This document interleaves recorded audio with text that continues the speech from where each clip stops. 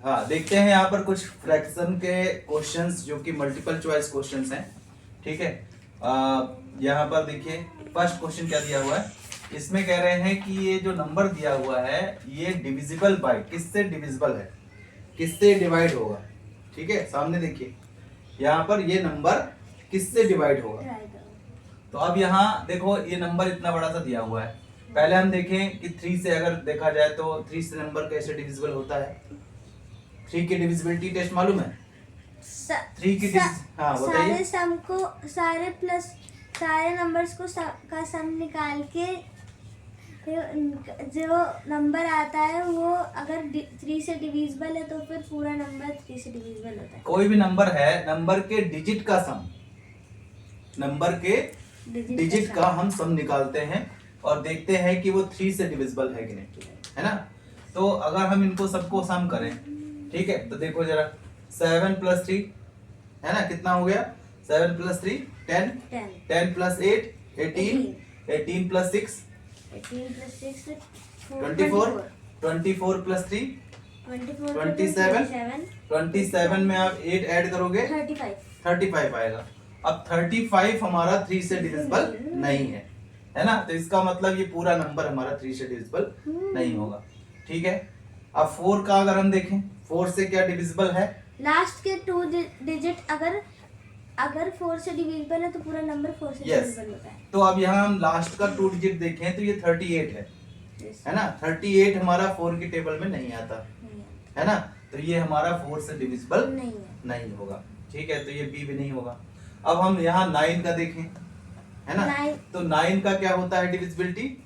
सारे डिजिट को सम निकाल के जो सम आता है अगर वो 9 से डिविजिबल है तो फिर हाँ करेक्ट। तो अब यहाँ पर हमने सम अभी करा था, है ना, सम करके हमारा क्या आया था? 35 आया था। तो 35 का 9 की टेबल में आता है? नहीं आता है ना, तो इसका मतलब ये 9 से भी डिविजिबल नहीं होगा। तो अब यहाँ 3 ऑप्शन तो गलत हो गए। जब 3 ऑप्शन गलत हो गए तो कौन सा ऑप्शन होगा? डी ही होगा, है ना। लेकिन हम इसको थोड़ा सा ये भी देखेंगे कि 11 की डिविजिबिलिटी क्या होती है। वैसे तो ऑप्शन हमारा यही होना चाहिए, है ना। तो अब देख लेते हैं कि 11 से डिविजिबल है या नहीं। कैसे 11 से कैसे होता है? इवन और ऑड का सम निकाल के, और इवन प्लेस पर जो नंबर है और ऑड प्लेस पर जो नंबर है उन दोनों का सम निकालते हैं, उसके बाद उनको माइनस करते हैं और माइनस करने के बाद यानी कि डिफरेंस निकालते हैं। डिफरेंस निकालने के बाद अगर 0 आता है या फिर 11 का ही मल्टीपल आता है तो ये पूरा नंबर हमारा 11 से डिविजिबल होगा। ठीक है, अब देख लेते हैं, एक बार चेक करें, है ना।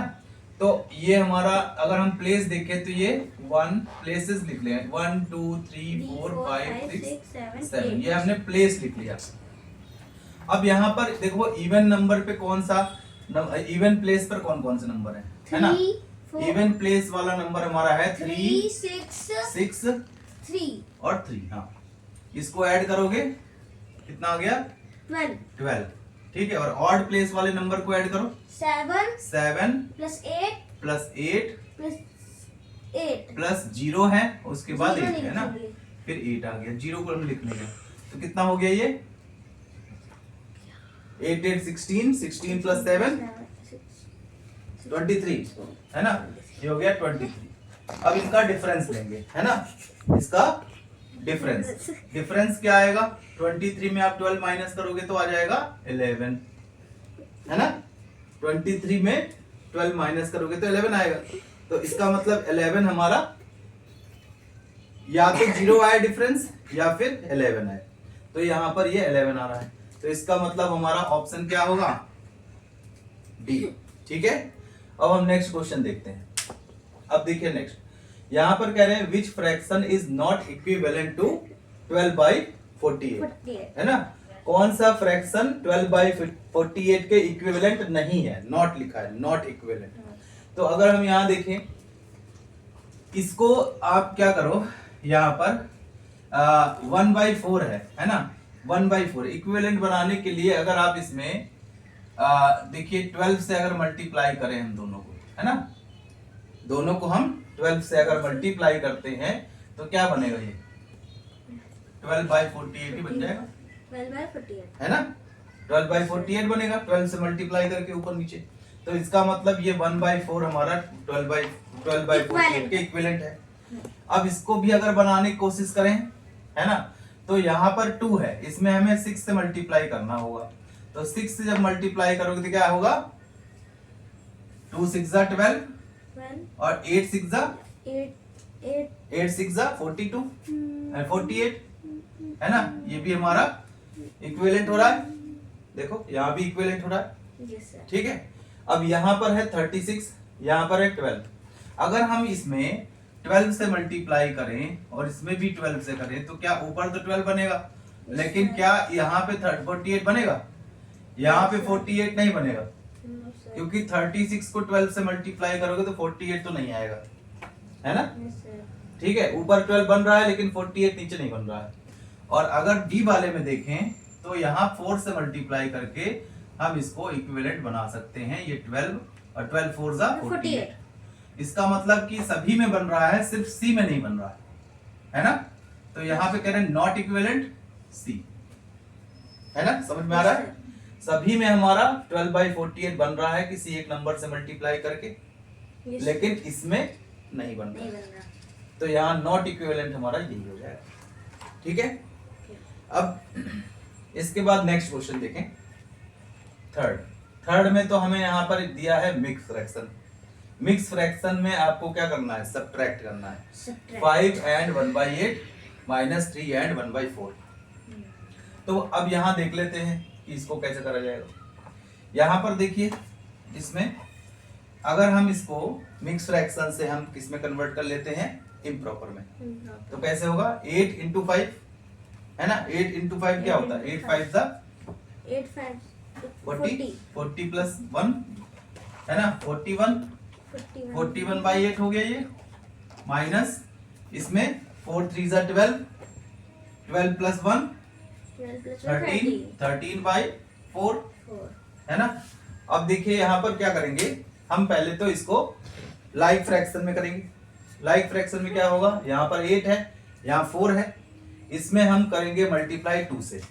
क्या करेंगे, 2 से मल्टीप्लाई करेंगे तो ये लाइक फ्रैक्शन बन जाएगा। तो ये हमारा हो जाएगा 41/8, ये तो है ही, ये हो गया 13 into 2 26/8।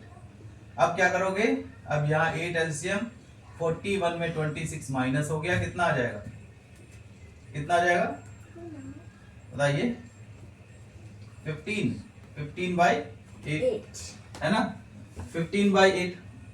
अब 15/8 अगर ये आ रहा है तो हम यहाँ पर अगर देखें तो ये 8 1 जा 8 प्लस 7 15/8।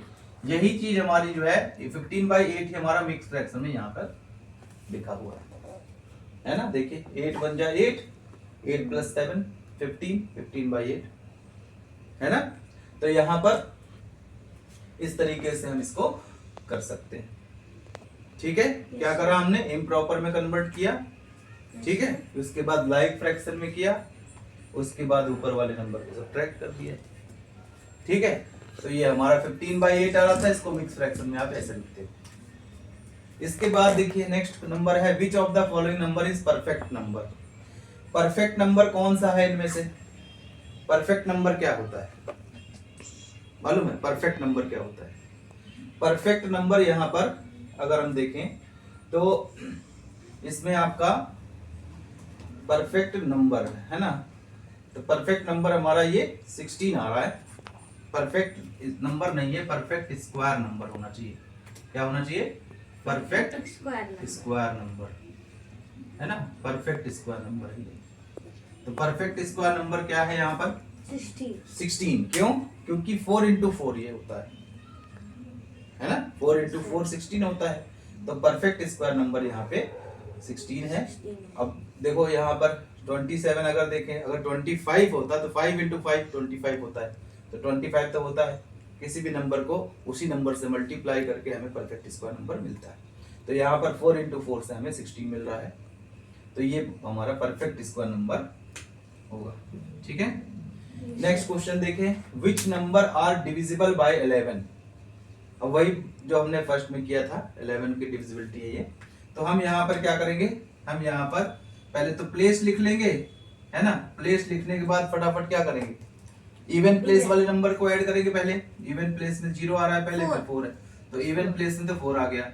और ऑड वाले प्लेस में 5 प्लस 7 12 और 13 है ना। 13 माइनस 4 करोगे तो क्या आएगा, 11 ही आएगा, है ना। इसका मतलब पहले नंबर हमारा डिविजिबल है, है ना।